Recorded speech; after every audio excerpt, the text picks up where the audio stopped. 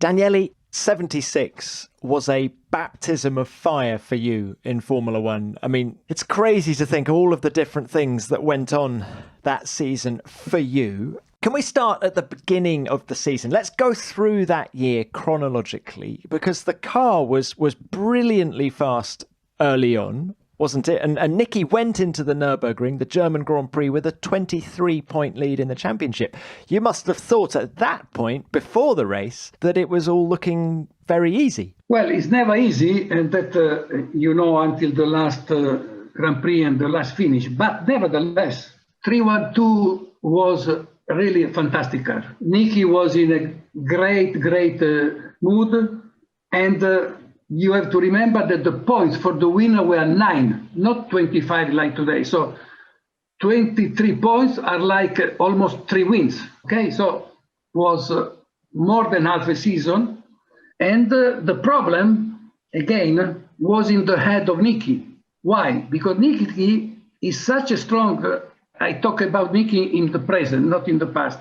He's such a strong personality that when you want something and there's something in his head, it's very difficult. It's not impossible to make Niki change his mind. And Niki, being an Austrian, German speaking, was so against the Nurburgring that was too dangerous, too long, difficult to have the first aid, etc., that he really wanted to ban the Nurburgring Grand Prix. And he made such a mess, I have to say, with the journalists, because of course the German journalists were in favor of Nürburgring, and the drivers were also not very sure they want to race in Nürburgring. So Niki spent the last week before Nürburgring to arrange a meeting with different drivers, with Emerson Fittipaldi, that was the president of the GPDA, etc. And at the end of the day, Niki convinced the drivers to have a meeting and to vote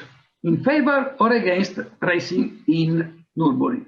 So you have to understand how emotional was for Niki this week before the race. But Niki, forget, you are leading, go slow, don't take risk. If you have 23 points, just don't make this mess, because we have everybody against the organizers. Bernie Eccleston, they already have the contract with the television. No, it's too dangerous. Yeah, I don't fucking care. Niki is Niki.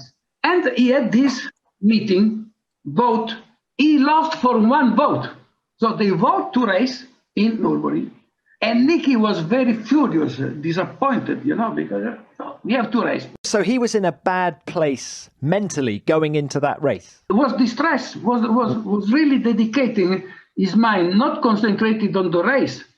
He was concentrating on banning to race in Nürburgring, an historic race in Germany, and we were already there, etc. So it was difficult, but Niki is Niki. And he did a good time, nevertheless. He was second, first row. At this time you start, the first row was 1-1 on the same level, not 8 meters behind. So James was in pole, Niki was second, says, okay. But start to rain. And Nürburgring to rain is quite normal, but was not good for Niki, let's say, that was raining, because he was already under stress. It was better to have a dry race, etc. But nevertheless, it was raining, and we start the race on rain.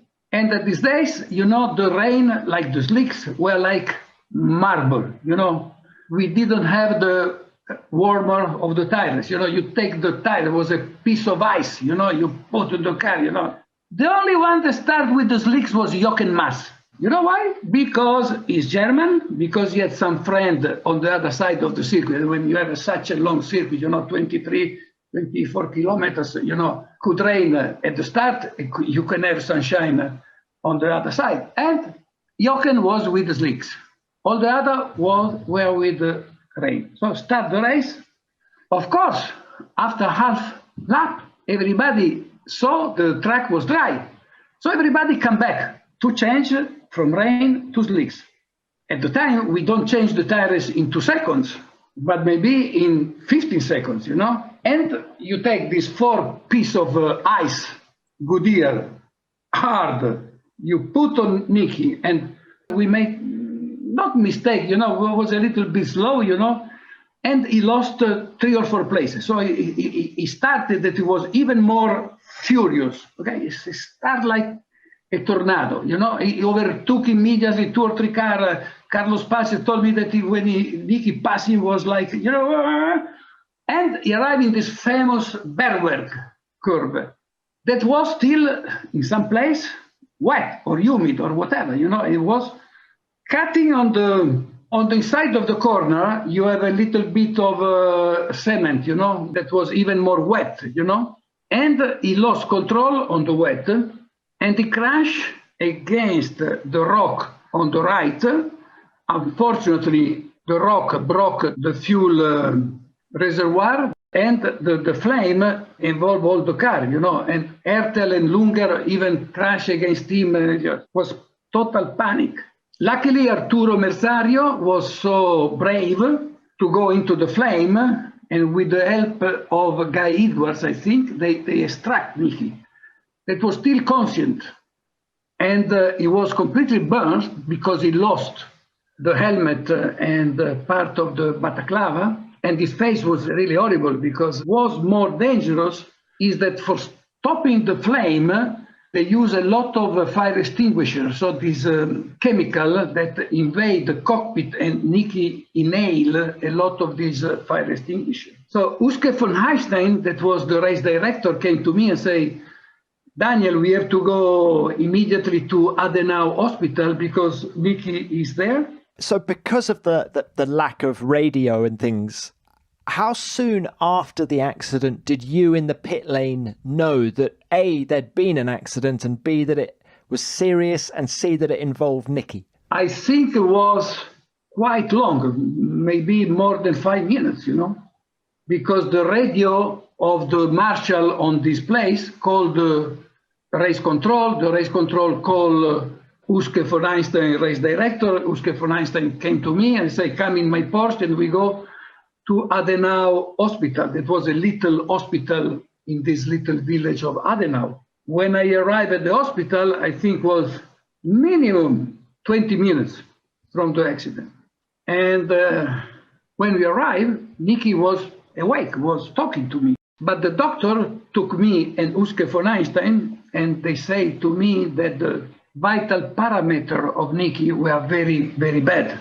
And they already fear for his life in Adenau. And they say, it's very little we can do here. He should go to a real hospital. So that when Uske von Einstein was very important to save the life of Niki, because Uske von Einstein knew the doctor of the Mannheim Hospital, and Mannheim Hospital was already with a clean room, where you have to take people with this. And he had the telephone number of this professor. I think his name was Peter, not first name, family name Peter, I think. He called him and he said, Uske, what can I do for you? I am just about to leave to go on holiday. He said, no. He said, Peter, please, I have Niki Lauda here that has a very bad accident. I can arrange for an helicopter. Can you go back to the hospital and we send Niki in the helicopter to Mannheim? He said, okay. For Niki Lauda, I do that. And he prepared the clean room for Niki. We arranged for the military aircraft that arrive in few minutes. And when I put Niki into the helicopter on a bench, I touched his hand and his feet, and were already cold, almost blue, because the blood circulation was already having problem because of the poison that he inhaled. But he was so lucid to tell me, please inform Marlene, my wife, where I am going, because I don't know, and go in the motorhome. And there was the boss of the shock absorber, where I left my briefcase with all my documents, the money. So take the briefcase and bring it. So I left Niki into the helicopter. With Uske, I went back to the circuit. And with Hermano Cuoghi, the chief mechanic, I drove to Mannheim Hospital. with the briefcase, and I call Marlene. So when I arrived at the hospital, the doctor said to me, we try to save Niki life. We gave him oxygen, we make a tracheotomy, but we just hope now. We have to wait 48 hours.